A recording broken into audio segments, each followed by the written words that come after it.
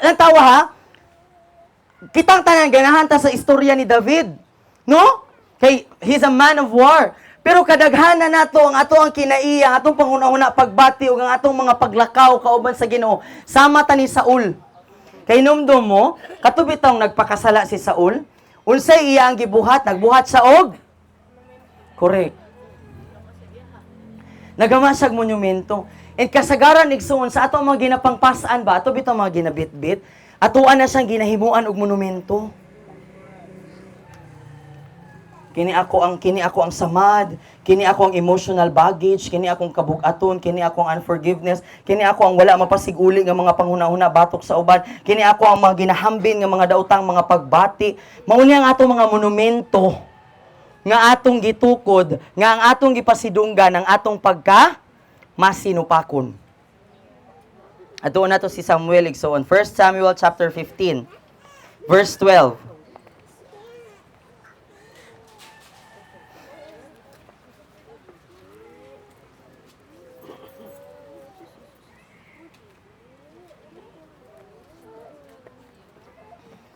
And then after this igsoon, I will be giving an instruction, no?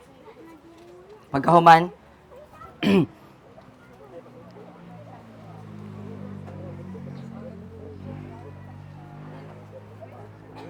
Sige. No unang Samuel 15:12. Og si Samuel mibangon pagsayo aron sa pagpakikita kang Saul sa pagkabuntag ug kana gisugilon kang Samuel nga nagaingon si Saul miadto sa Carmelo ganiya karon nagpatindog siya og usa ka monumento ug mitalikod ug milakaw ug milugso ngadto sa Gilgal. 13. Og si Samuel miadto kang Saul ug si Saul miingon kaniya binulahan ikaw ni Jehova ako nakatuman sa sugo ni Jehova. Igsoon mangutana ko ninyo. Unsay giingon ni Saul? Samuel, you're blessed by God. Ni-obey ko sa gipabuhat ni Lord. Gibuhat ba gyud ni Lord ni Samuel ang tibuok nga gipabuhat ni Lord? Gibuhat ba ni Saul? Wala. No? Unsay sugo sa Ginoo? Patyon ang tanan. Pati hayop, pati bata, tanang masuso, pati mama. Unsay gibuhat ni Saul? Gibili niya atong, ay kaya pa ni, pwede pa ni. Kana bitong, di ba? Biktima gyud siya nga pa. Victim mindset kay ano man, iyang una-una, anugon man ni, pwede pa man ni ikuan. Sayang nga mapahimos. Victim mindset, panguna-una ba nga sayang, bas hindi na ko makakita og parehaan ni, tirada na ni. No? Pwede na ni. Ala, go na ni. Kay basin wala na ilain, basin wala na moabot. Kini na lang, Lord, Lord, be. Lord, wala na may lain, Lord, murag naulahin naman ko ani. No, kini na lang, Lord, mao na may niabot ron, Lord. Mao na guro ni. Di ba? Victim mindset sa igsoon, ya kana bitaw maguna-una bitaw ta nga wala na lain, feeling nato wala na lain, wala na moabot nga lain. Kay siguro mao na gyud guro ni. Ay, sara magud pug ko oy. Kini ra. No? Panguna-una sa nga biktima ba? Kay feeling ni Saul ang Ginoo dili maayo. When we thinking ana manggod igsoon, we think God is not good. Bisa pag moingon ka God is good, pero your heart says he's not good. Your action speaks louder than your words. Moingon ka maayo kayo ang Ginoo sa ako ang kinabuhi, pero sa imo ang pagkinabuhi igsoon, klaro kaayo nga dili ka motuo nga maayo ang Ginoo because if you know that God is good, you will obey. Because He is good. Kabalo man ko nga maayo ang Ginoo, so I will obey. But because I disobey, I know in my heart, I believe that He is not good. Maybe He is good in some way, siguro good siya sa ako ang finances, pero in terms of love life, basin dili siya good. Basin stricto siya sa ako Mo nang kini na lang. Okay na ni. Maura may na Dugay namang good me. So, kahoy gani, pag madugay, putlon. What makes you think nga agi kay nagdugay mo, angay ng pakaslan? Dili tanang nagdugay, angay nga hiktan. Hello? No? Because if we really think that God is good, you will know how to wait, you will obey, You will be patient. You will stay in your faith. Magpabilin ka sa iyong pagtuo. I know that this is a hard word, igsoon, but we have to hear this word. Kikinanglan nato ni madunggan, igsoon. Amen?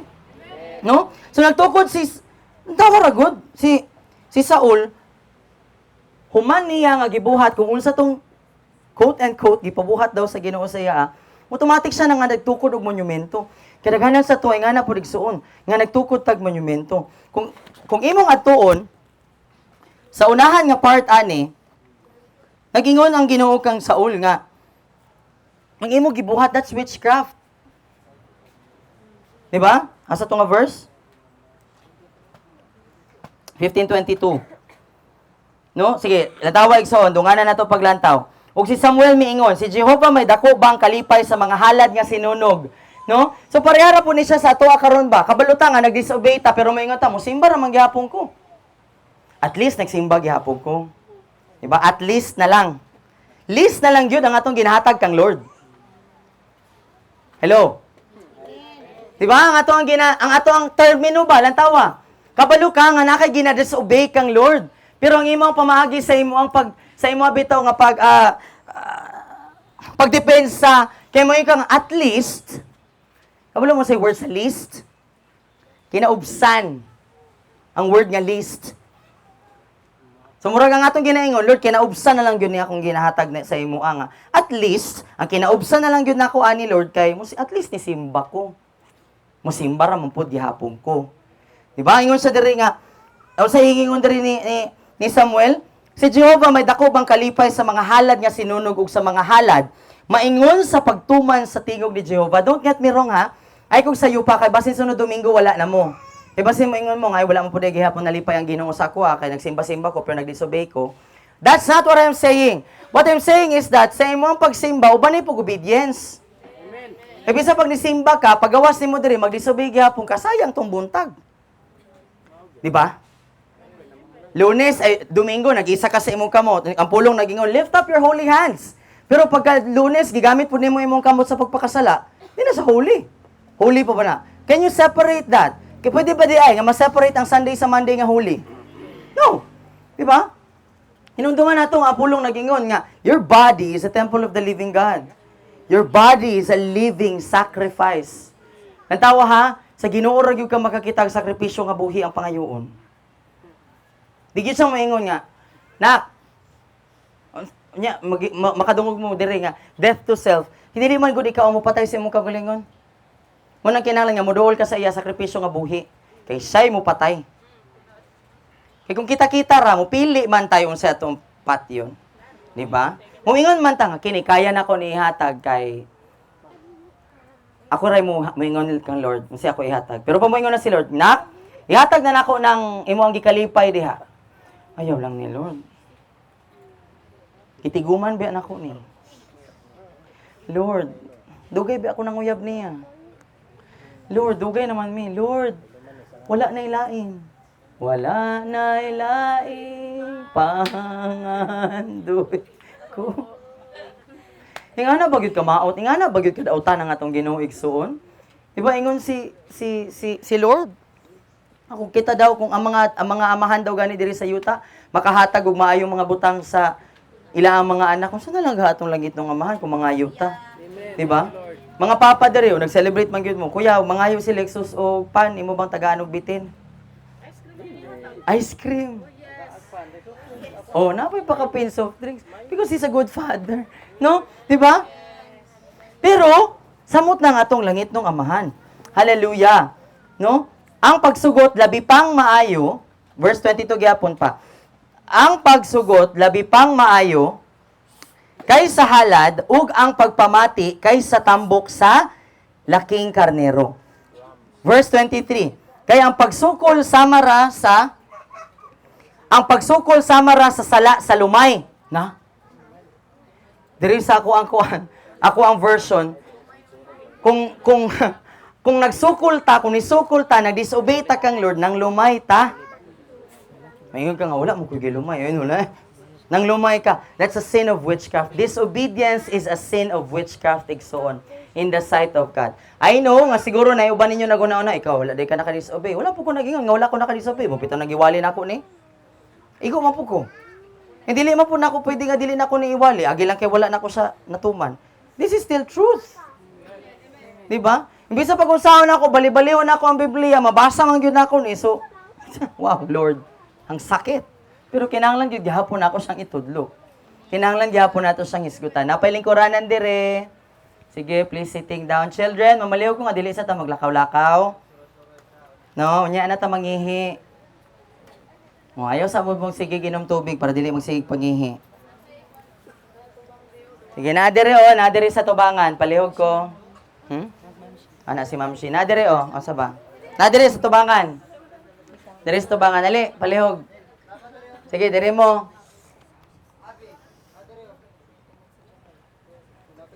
Nadire, naiduha dire. Sige. Okay, ang pagsukol sama sa sala sa lumay, ug ang pagkagahi sa kasing-kasing sama ra sa pagdiwata ug pag-alagad sa mga Diyos-Diyos. Unsa daw?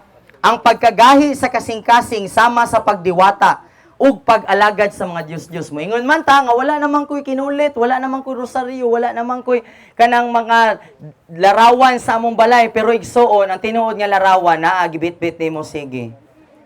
Asa? Nara. Hello. Diba? No? So, igsoon, have you built a monument? Yes. Nagtukod na batag monumento sa tong kagulingon, kanang atong mga gipanghambin nga mga pagbati, mga emosyon, mga wala nato wala nato nga kanang kanunay natong gipas-an nga mga panghuna-huna. Hinumduman gyud nato igsoon that disobedience is sin. No, every time we sin, the jailer has legal right to torment us. Na siya'y legal nga katungod nga sakit ta. Munang anytime, munang bisan pag mag-pray ta, bisan pag natay private time with the Lord, naagyapon niya, mabati nimo nga naang guilt. Naagyapon niya, mabati nimo nga, naagyod gihapoy dili insakto sa ako Kaya ano man, there is disobedience. Or there is iniquity, or there is an open door igsoon. Tingali dili man ikaw ang nag-abli. No? Pero kung kabalo ka, ikaw ang nag-abli, ikaw ra pa'y makasarado ana. Ikaw may nagbuhat sa sala. Ikaw may nag-abli. And kabalo ba mo, one thing also that I have observed, even in our finances, kanabitong kanunay nga siging kulang, butang ka karon paglantaw nimo hurot na. That's a spirit of discipline. Espiritu siya sa disiplina. Unsay buot pasabot? Naay abli nga pultahan nga tingali na atay nabuhat ngan or tingali na ay nabuhat ang atong mga katigulangan, posible nga nakapangawat ba sila or naa ba sila utang nga wala nila barye or basin ikaw na kay utang nga wala nimo mabarye. Nya nagkuan ka, nagpromise ka nga mobayad jud ko, promise you cross my heart. Heart ba gud ni? Kita bitaw mga Pilipino no kay timi-timi. Cross my heart pero sa tuton lang di ana. Kungaw. Diri guro. Usay mag-ana pag yun. Sure. So agi ka na noy. No? So espirituhanong balaod sa igsoon nga pag adunay abli nga pag adunay pagka masinupakon or pagka masupilon sa tuang kinabuhi naay bazanizo or there is a spirit of discipline nga automatic nga moabot sa atoa. So sa diha nga naay sala na illegal nga katungod ang yawa sa pagsakit sa atoa. Lantawa ha, kung gibuhat ni sa yawa kang Job nga matarong na si Job. What makes us think nga sa atoa nga nagbuhat kung nagbuhat ta og sala dili ta sakiton? Di ba? Unsay gingon sa Ginoo kang Job? Unsay gingon ni Lord kang Satanas? Nakita nimo si Job akong alagad. Matarong to. Way sala. Pero di ba? Gitugutan gyapon sa Ginoo si Job, si Satanas nga mo sakit kang Job. Pero daghan sa mga Kristohano nagtuo nga wala ra ni kuan ra guro ni kanang sakit ra guro ni kuan ra guro ni kanang panuhot ra guro ni. 5 ka tuig ng panuhot. Walay utot-utot. Okay ra? Di ba? Balik-balik na siya nga balatian, panuhot ra guro ni. Hallelujah. No? So igsoon, inumduman gyud nato nga ang yawa, he's an accuser of the brethren. Tig-akusar, no, sa kaigsuunan. Mujud na trabaho sa yawa. And pag naa siya'y makita nga rason para akusahan ka, akusahan jud ka. Kay naaman siya hawid. Pero nganong ang rason, nganong nga si Jesus nagkinabuhi bitaw siya nga hingpit diri sa kalibutan, kaya ang pulong nag-ingon nga walay makita nga bisan unsa nga ikasaway ang yawa sa iya. Mo to ningon si Satan nga, ay si Lord kan Satan nga, wala tay common. We have nothing in common with each other. Di ba? No? So, every time nga naatay disobedience sa tuong kinabuhi, naay rason ang yawa to accuse you. And every time nga naay rason nga i-accuse ka, mo adto sa dito atubangan sa husgado, moingon siya, Lord, sakito na ako ang hunahuna ni JM. Ngano man, nakita na ako, Lord, nga naay unforgiveness sa iya ang kasing-kasing. So, moingon pud si Lord nga, okay, dili ka na ako pwede pugnan. Kaya ngano man, because naay legal nga katungod nga mag-akusar sa atoa. Nagets na to? Nasabtan na to igsoon? Hallelujah. No? So, ang basanizo, ang word nga basanizo, means to torture, to inflict pain, or to torment. No? Muna, kabantay ka, pag naisakit sa imong lawas, torture ba ya kayo? Di ba? Pag naisakit sa imong kasing-kasing, bisan og ka nang wala kay alta presyon, sakit ba ya gyud? Mura ka gi-torture. Samot na pag naakay, sakit sa panghuna-huna. No? Kada ba itong praning ka? Ano-ano na lang naiisip mo? Ay. Tupakin o sa Tagalog pa. Tupakin. No? Or may tuyo. Torture sa igsoon. That's a spirit. No? Nga, so, ang basanizo, pwede siya nga mag-manifest sa tulo ka pamaagi. And tingali makarelate ani. No? It could be a physical suffering. No? Makita nato diya sa Mateo 8:5-6, ESV na. O si ESV dito sa ESV maglantaw. Matthew 8:5-6.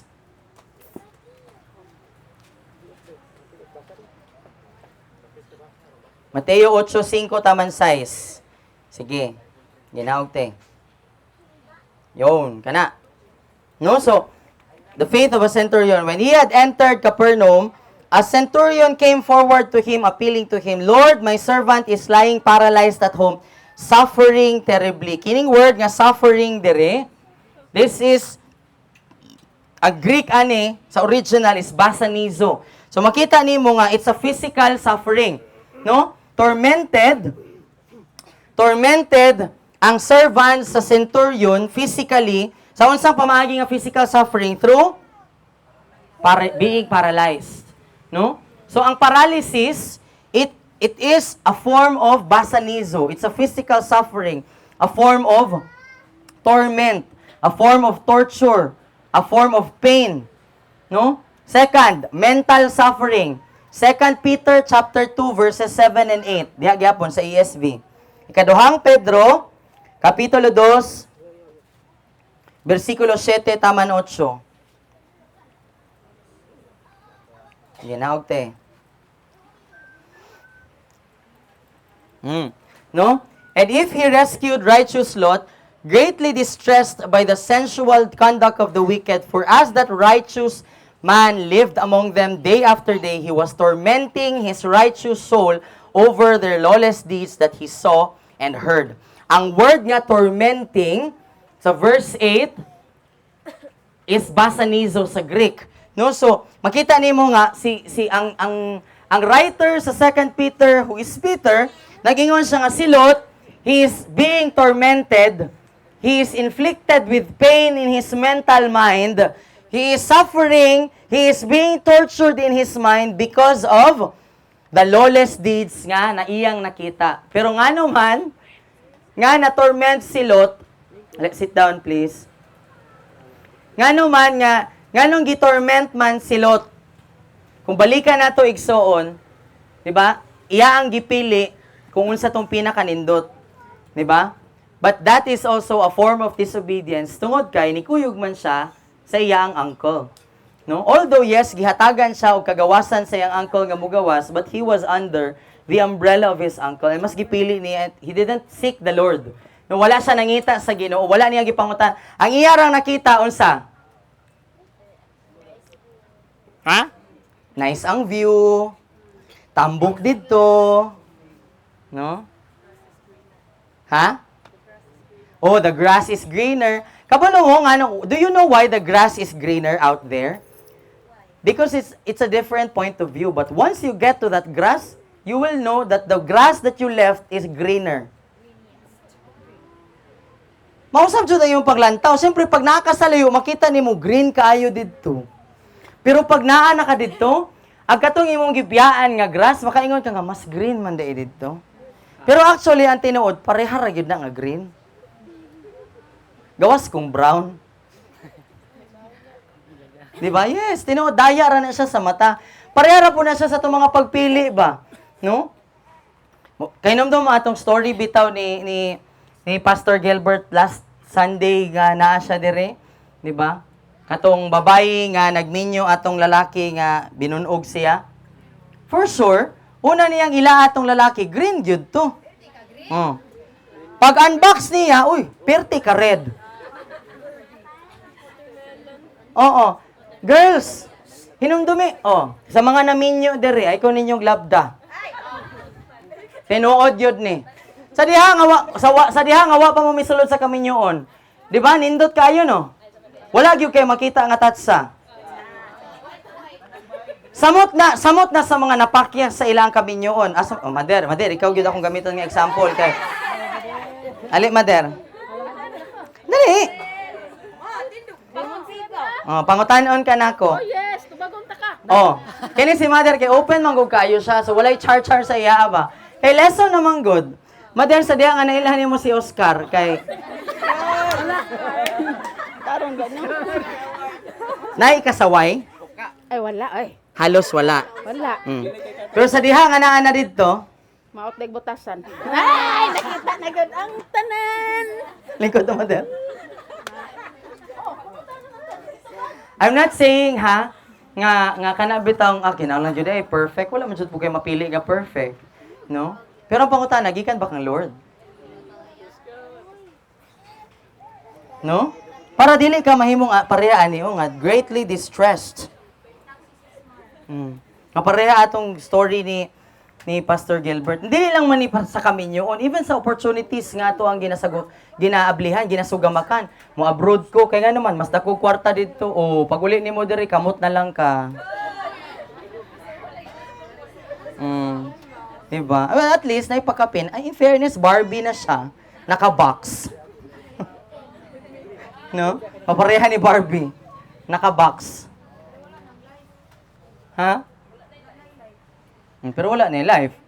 Diba? No? So, unsa man ang mga klase sa mga mental suffering? It can be anything. Depression, darkness, heaviness, anxiety. Kaya ko atong gipost ni Lika ba nga, ang difference sa anxiety ug fear.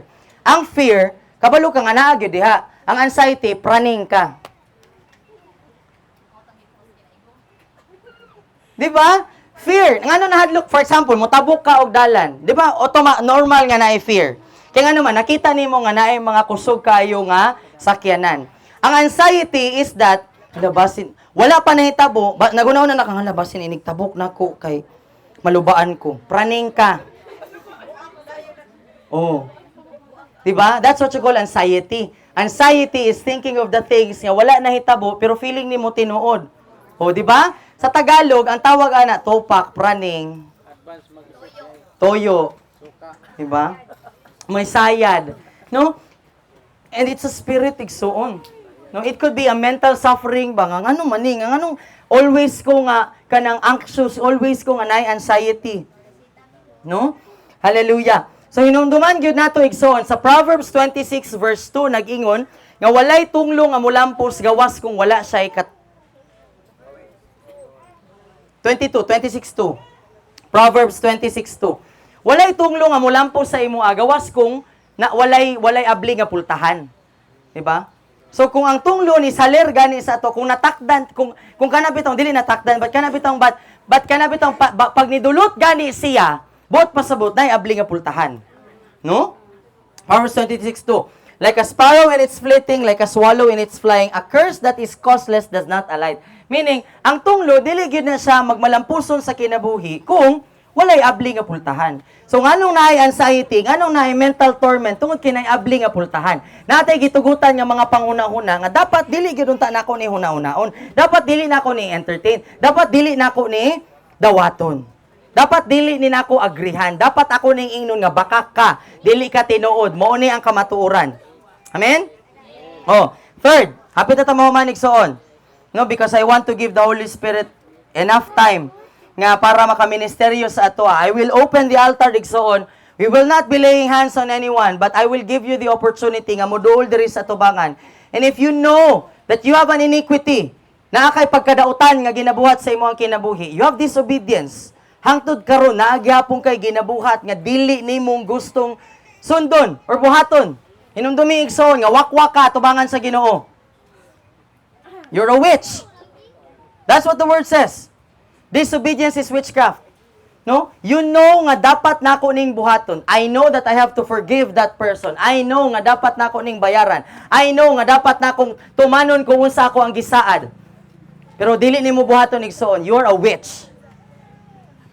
Wakwak ka. Atubangan sa Ginoo bisan pag naa ka diri madomingo. Third, ikatulong nga manifestation igsoon sa Basanizo. Physical pain. No, so when there is physical pain, ang scripture ani is Revelations chapter 12 verse 2. Pinadayag 12:2. Although dili ni siya 12. Chapter 12 verse 2. She was pregnant and was crying out in birth pains and the agony of giving birth. So ang word nga agony diri is basanizo in Greek.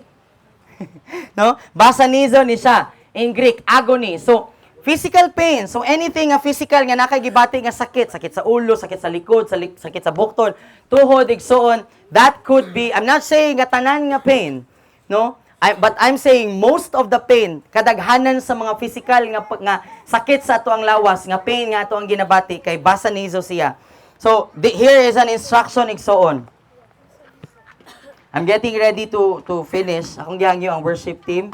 If nakakaani igsoon, nakay physical suffering, nakay mental suffering, nakay physical pain, nakay pain sa imo ang lawas karon, this is what I want you to do. And you know, na-identify nimo sa imo ang kaugalingon igsuon nga kana bitang hala pagkadautan di ini ako ang ginabuhat kini akong pagdisobey.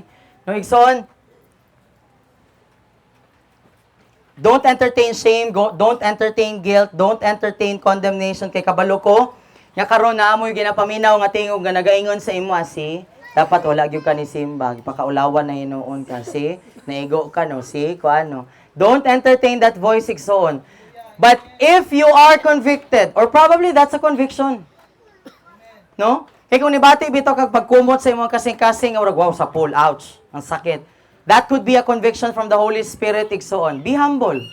Magmapainubsanon ta, tubangan sa Ginoo. 1 John 1:9, the Lord says, if we confess that we have sinned, no, all our sins, kung atong ikumpisal, isugid, isumbong sa Ginoo ang atong mga sala, no? Siya matarong og matinud-anon nga mopasaylo sa tanan natong mga kasalanan. No, the Lord is faithful igsoon to forgive. Kung mangayo kag pasaylo, He is a forgiving God. No? If you know that you have someone in your heart or in your mind gahangtod karon you're holding grudge. Nagbitbit gihapon kag kapungot, kasuko. You're being tormented sa imong emotion, dili gyud nako ni kayang pasayloon, dili nako sa kayang buhian. Unsaon pagkabalo nga nabuhian na nimo ang tawo, dili na nimo hisgutan kung unsa iya ang gibuhat sa imo, Pero kung sige nimo na balik-balikon, sige gihapon na nimo mahinumduman igsoon, I'm telling you, wala pa ka nakapasaylo. Oo, niingon ka nga napasaylo na nimo siya sa imong baba, pero kung sige gihapon nimo i-rehearse kung unsa iya ang gibuhat sa imo, that's not forgiveness. Ang definition sa forgiveness, ingon siya, kung unsa daw kalaya ang east sa west, ing ana paglabay sa atong mga sala, gipapas. Amen? That is forgiveness. I'm not saying you trust the person again. Pwede nga, dili ka mo salig. No? Pero forgive. Pasaylua. Buhii siya diha sa Ginoo. Na Lord, kini akong kasuko aning tawhana, akong kalain aning tawhana, Lord, ako na ni buhian, Lord. Kaapoy kaayo. Diba?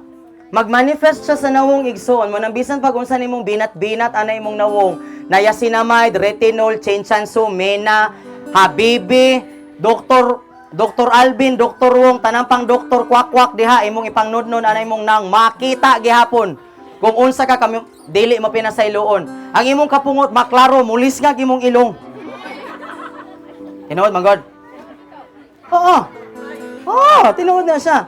Di ba? Ang mga tao nga dili bitaw forgiving, walay glow. Bisan pag nindot kag lawas, walay glow. No? Bisan mag-you glow babe pa ka. Why glow? No? So, unsa atong buhaton igsoon? Repent, no? And then confess your sin. By confessing, I'm not just saying that you confess it to God, but you find a person, confess your sin. Ngano man, for you to be free from guilt. Para may mo kang gawas nun. The prayer of a righteous man avails much. Diba? Ang sagingon ni James, confess your sin to? Oh, dili ka pwede mo ingon nga, I confess my sin to you, balas. Or I confess my sin sa kahoy. No? Pwede, nga no? Bisan pang nag-confess ka kang Lord, ang spirit of discipline, magpabilin siya ang guilt sa imong kasing-kasing. Ano man? Because you did not follow through. Ang pulong nagingon, confess your sins to one another. No? Kung nakay accountability partner, go to your accountability partner. Isumbong na sa mga accountability partner. Or kung for example, naapo diri ang tao nga dili nimo kaya nga tinggan or kanabitong imong gikaaligot-gutan, go to that person. No? Release forgiveness. Or basin gani kauban nimo sa balay. Imong bana. Or imong asawa. Hello. No? Hallelujah. And then forgive. No? Una, repent, confess, repent to the Lord, confess to the Lord, and confess to your brother or your sister in the Lord. Yung imong makasaligan. And then forgive. Forgive the person igsoon. Kung imo bitaw nakita nga kini nga iniquity, Lord, kini nga open door tungod ni Lord kay wala ko naka-forgive ni mama. Or Lord, agi ni kay kanang gikan ni nga napasa sa ako, agikan sa ako ang mama. Forgive. I-release ng tawhana igsoon. And then, cut soul ties. Putla ang imo ang pagkabugkos sa imo ang kalag. Hallelujah. Any unholy soul tie. Renounce and then renounce the spirit of discipline. Palayasa. For example, naakay unforgiveness. Lord, I come before you. I repent of my unforgiveness, O God. And Lord, I forgive my mama. Lord, akong ginapasaylo ang ako ang mama, Lord. And right now, Lord, akong ginaputol ang ako ang mga dili balaan nga soul tie, O God, Lord. Niini nga espiritu sa unforgiveness o any unholy soul tie, Lord. Dili balaan ako nga soul tie sa ako ang mama. Tungod sa akong unforgiveness. And right now, akong ginaputol pod, akong ginasalikway ang espiritu sa dili pagka mapinasayloon sa ako sa pangalan ni Jesus. Lastly, ask the Lord to remove the spirit of discipline. No? Pwede ka mag-renounce, but we also ask the Lord because it is His spiritual law.